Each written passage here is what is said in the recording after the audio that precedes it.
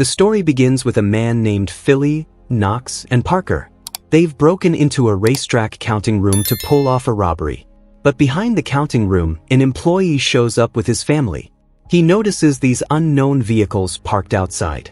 The man realizes a heist is happening inside.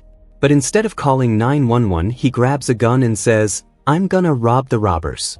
He bursts outside, opens fire on Parker's team, grabs a bag of cash, and makes a run for it. Parker chases after him. The man drives straight into the middle of the horse racetrack. Horses slam into his vehicle. Parker weaves beneath the galloping horses while they leap over the man's car. Parker shoots the man and retrieves his money. But he leaves them a little something too. Parker and his team arrive at a safe house. Knox is dead. Philly's been shot in the shoulder. They start treating his wound. Their getaway driver starts changing her clothes right there. Parker's watching her. Then suddenly, Zen pulls out a gun and shoots everyone. One by one, she kills every member of Parker's crew. Parker tries to escape, but he takes a bullet and falls into a river. The scene shifts to a man named Kincaid. He's telling his boss, Mr. Lozini, that Parker was involved in last weekend's racetrack incident. Someone heard his voice at the scene. Lozini reacts sharply when he hears Parker's name. He says, "Now I have to get involved." Kincaid replies, "No sir, if you get involved, there tends to be a lot of breakage." Lozini says, "Fine. As long as Parker stays out of New York, the outfit's deal with him still stands." The scene shifts back to Parker. He wakes up in a motel. The first thing he says is, "I asked to stay in room 12. But the motel owner tells him room 12 is taken. So Parker kicks out the people in room 12, breaks a wall, and retrieves his belongings. From there, Parker heads straight to Philly's house. Philly's wife, Grace, asks, "Philly's not with you?" Parker's silence tells her everything. Philly is gone. Parker explains Zen's betrayal. Grace says, "Philly admired you. He thought you were special because you took on the mob and you lived." Parker replies, "I didn't take on the outfit. I robbed them by mistake." Grace says, "Either way, you're still sitting here safe. Once again, you survived." Parker asks for Grace's help tracking down Zen. He promises to give her Philly's share of the money. But Grace says, "Money isn't everything. If you won the lottery tomorrow, what would you do? Would you stop stealing?" Grace gives Parker the address of a man named Reggie Riley who might be able to help. In exchange, she asks Parker to kill Zen. Parker calls his associate Alan Grofield and asks for help finding Reggie. Parker tracks Reggie down. Reggie asks, "Where's my driver, Jimmy?" Parker says, "He's sleeping." Parker asks Reggie about Zen. "You introduced her to Philly Webb." Reggie explains, "I only did business with her once or twice. She used to be part of some South American dictator's elite guard." Reggie just spoke with Zen a little while ago. Parker says, "Oh, that's why I noticed someone is following us. Zen must have sent people to kill Reggie." Frightened, Reggie gives Parker Zen's address.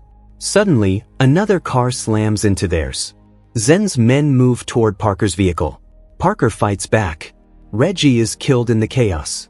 But from the trunk of the car, Reggie's driver emerges and opens fire on the attackers. He's killed too. Parker shoots one of the thugs in the leg and captures him. Parker will use this man to get to Zen. Meanwhile, Zen is meeting with a man named Bosco.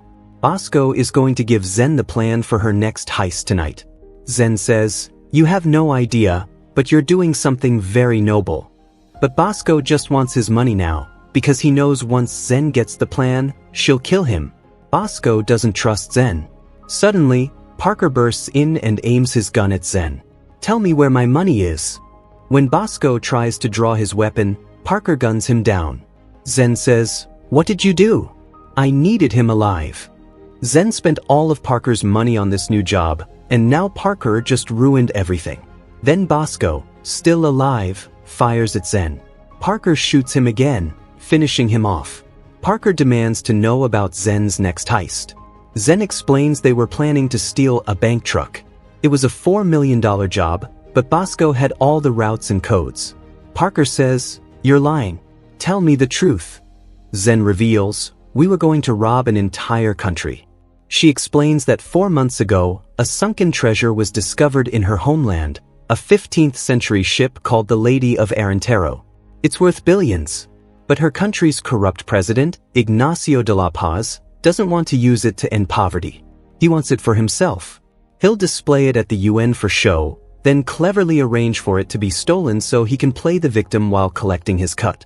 But Zen's plan was to steal the treasure first. I'll feed my people. You'll become rich. But de la Paz hired the outfit to steal the treasure, the same organization Parker doesn't get along with. Meanwhile, at the outfit, Lozini asks Kincaid if everything's running smoothly. Kincaid says everything's fine, but Bosco is missing. But his part of the plan is already over, so I'm assuming it's not really that big of a deal. Lozini says, find Bosco. Parker and his associate Alan go meet Zen's boss, Colonel Fabricio. He starts telling them about the Arintero ship, but Parker cuts him off. We don't need the story, just tell us the plan. Parker demands a 30% cut for helping with the heist, which equals $300 million. They've been building a fake statue that looks just like the Lady of Arintero. Their plan is to swap it with the original and cover up the theft. Parker says, covering up the theft is the least of our worries. Their biggest problem is the UN building. It's the most protected building in the world. Parker says, we're not stealing it from them. We're stealing it from your president's thieves. First, let them steal it. Then we'll steal it from them. One of Zen's team members warns Parker to stay away from Zen. Alan finds out that the group stealing for the president is none other than the outfit. Alan says, have you lost your mind? You made a deal that you wouldn't go to New York. And now they've just entered New York. Parker says, relax. You know I always survive. Alan also knows that $300 million is worth the risk.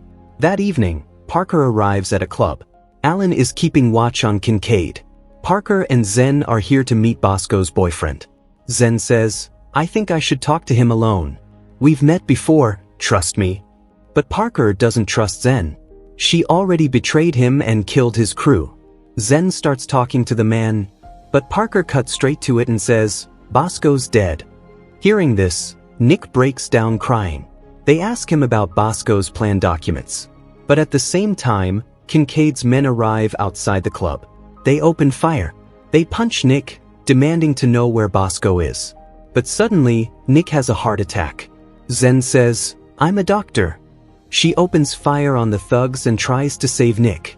Meanwhile, Parker heads upstairs to Bosco's room. He tears open his toy, Mr. Bluey. Bosco had an entire closet filled with Mr. Bluey toys. Parker finds the plan documents, but then Kincaid shows up. Parker and Kincaid fight. Parker throws Kincaid off the balcony. Police are down below.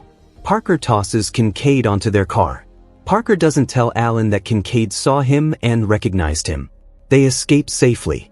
On the other side, Kincaid's bones are all broken. Lozini asks him what happened.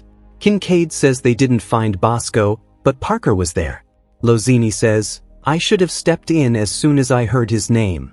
The scene shifts to some of Parker's friends. They'll be part of Parker's plan too. Parker explains that in 24 hours, the outfit will steal the treasure. We don't know how they'll do it. What we do know is they'll transport it through a ghost metro station below the UN using a refused train. This train is automatic. The crew loads it with the day's trash.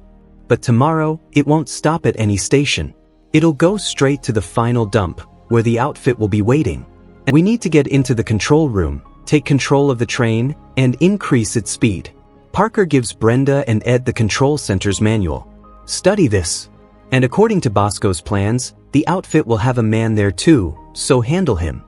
Alan needs to go to the train stations and disable the fail-safes so the speeding train's brakes don't trip. At 70 miles per hour, the train will go off track and crash right here. And Parker's crew will steal all the treasure.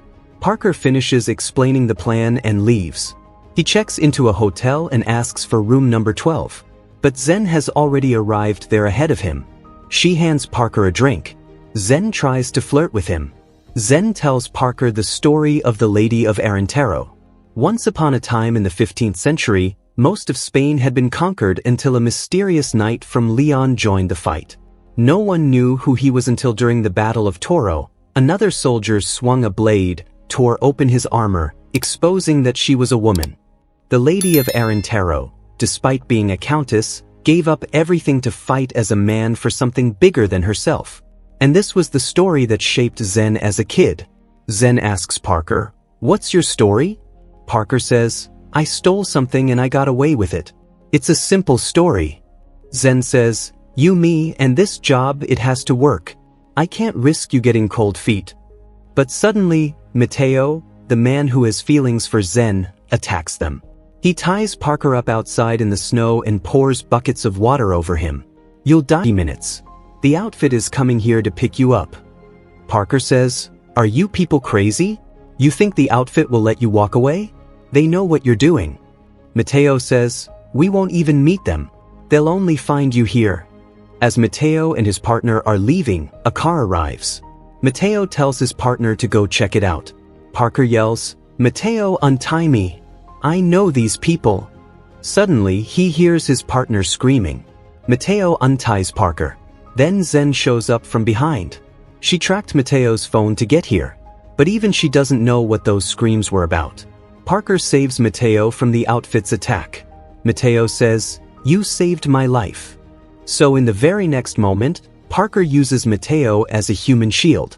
Parker picks up the phone of one of the outfit's men. Lozini is calling. Lozini says, "We had a deal. You stay out of my city, and I don't kill you." Lozini says, "I let you go 3 years ago because you killed my boss, which was something good for me." Lozini threatens Parker. "I run the entire outfit and you're alone." He says, "Whatever plan you've made, forget it. I already know everything. And that's why the heist isn't happening tomorrow. It's happening now." So Parker has to change the timing of his plan. He calls his crew, but they're all partying hard, completely drunk. Alan gathers everyone up. "Come on, let's go." But no one's in any condition. Ed and Brenda change clothes and arrive at the control center. They say, "Open the door, there's a problem." Ed explains that there's a man here who changed a train's route. "Go check it out." The outfit's man pulls a gun on the control center workers. Everyone hands up. But then an employee opens the gate. Ed punches the outfit's man. Everyone starts clapping. But then Ed pulls a gun on all of them. "We're controlling this train now." He tries to operate the train according to the manual, but the control panel is completely different. One employee helps them a little. They increase the train's speed. It starts picking up gradually. They need it to hit 70 at the turn. Alan arrives to disable the failsafe switch, but his gun falls. He can't disable it with his bare hands. Alan manages to disable it just in time and barely escapes the oncoming train. The speed hits 60. Parker and Zen reach the crash site. But because the train isn't going 70, it doesn't derail at the turn. Parker says, "Don't stop the train, speed it up. There's another turn ahead." They tell Alan about the next failsafe switch. He'll have to disable that one too. Stan is driving the truck while drunk. Alan is searching for the failsafe switch when Stan hits him. He crashes his truck too. Alan regains consciousness after a while and sees the failsafe switch in front of him. Alan shoots the kill switch just in time and disables it. This time, the train's speed is much faster. It derails. But this train came down from way too high and way too fast. Zen floors her car in reverse at full speed to save herself. Alan barely survives too. They find the treasure box. But it's filled with rocks. This whole thing was Lozini's trap to catch Parker. There's a tracker in the box. Lozini's men arrive. Parker and his team fight them off, but the police show up.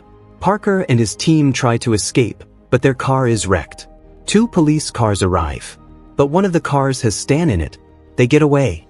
The next morning, the incident is all over the news.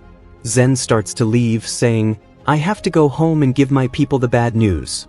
Parker says, "You didn't know my story, did you?" He explains, "I was 8 years old. All I'd stolen by then was a bottle of bourbon.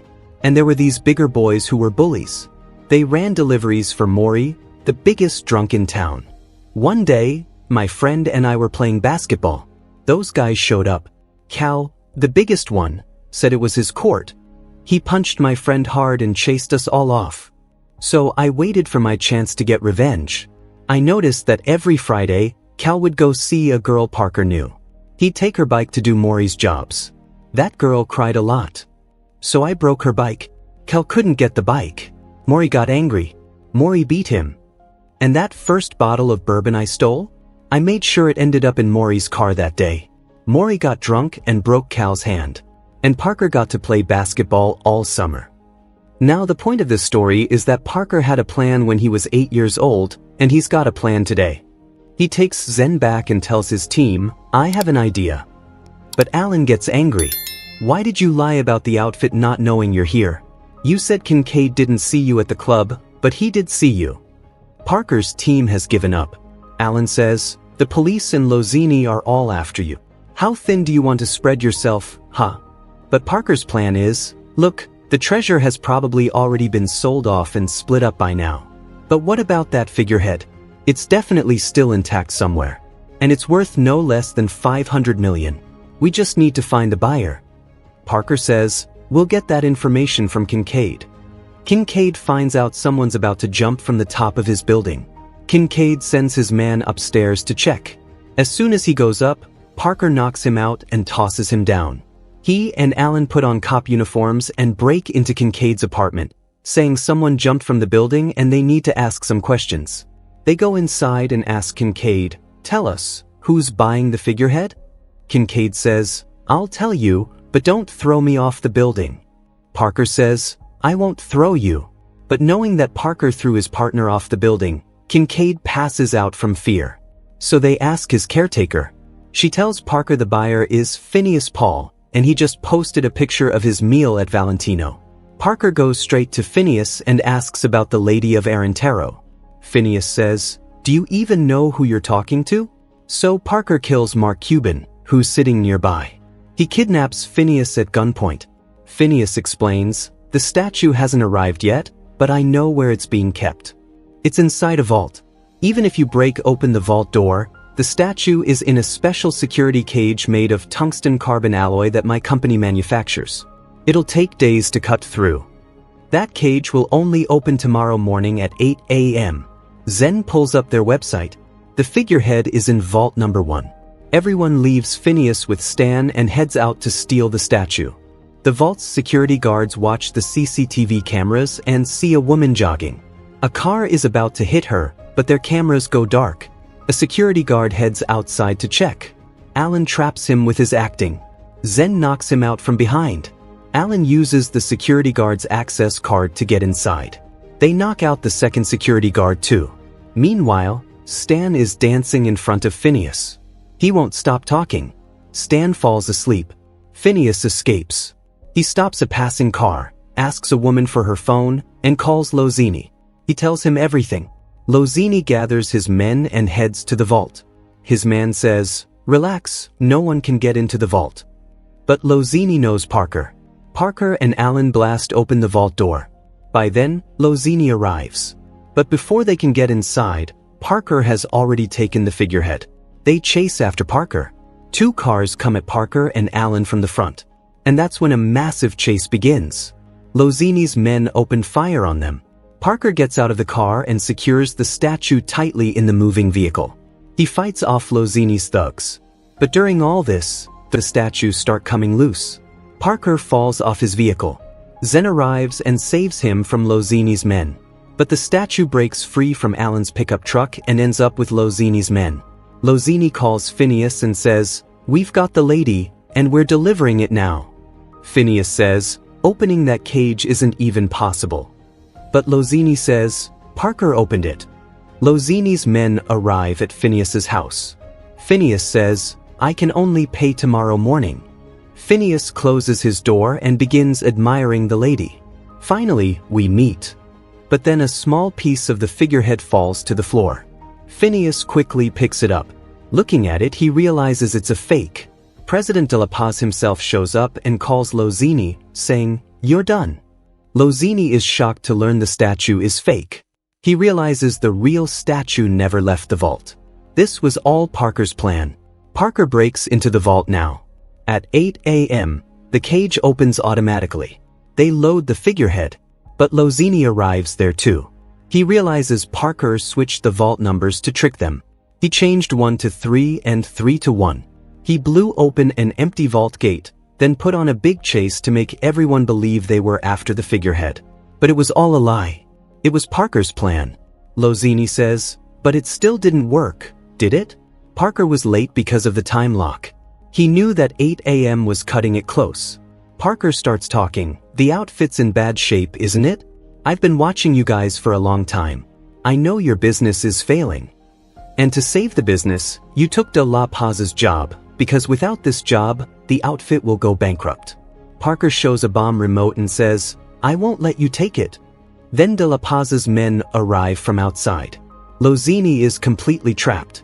Parker blows up the figurehead. As he's dying, Lozini says, we could have made a deal. This was $500 million. Parker said, you said I was alone, right? Well, look, I destroyed your entire organization. Parker's team gets away. As Parker says goodbye to his team, he gives them the diamonds left from the figurehead saying, it'll at least cover your expenses. After that, Parker goes to Zen at a hotel. She's watching the news, where their president's truth has been exposed to everyone. Some of the treasure was found in one of Lozini's warehouses. Now it'll go to Zen's people. Zen thanks Parker. She invites him to come to her country. Parker says, I can't come to you. He remembers that Zen killed his friend Philly, and Parker came here to get revenge. Zen says, in the beginning, I was pretending to like you so you do our job. But somewhere along the way, the pretending became real. Parker says, me too. He kills Zen and leaves. He goes and gives Philly's wife some diamonds. This is Philly's share. And with that, our story comes to an end. Let us know in the comments how you liked this explanation. And don't forget to like the video and subscribe to the channel. And that's where we come in. Here in third, the ropes holding to like a comment. He goes and gives Philly him to treasure was found in one of the ropes holding. Story begins with a here in third, and that's where we come in.